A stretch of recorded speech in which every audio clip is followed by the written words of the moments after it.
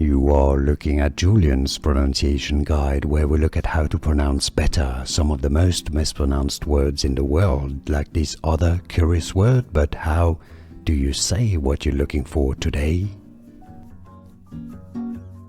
We are looking at how to pronounce these two words, and we'll be looking at how to say more confusing vocabulary in English, so stay tuned to the channel Loads to Learn here if you want to improve your pronunciation.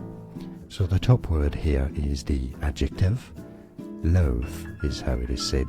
The bottom word is the verb, and it's also pronounced as loath, so they are homophones pronounced exactly the same way. Loath, adjective on top, and verb with an E at the end.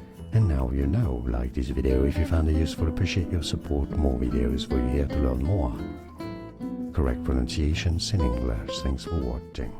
Here are more videos on how to pronounce more confusing words and names too many mispronounced. Like this video if you found it useful. I appreciate your support. I'll see you soon, and thanks for watching.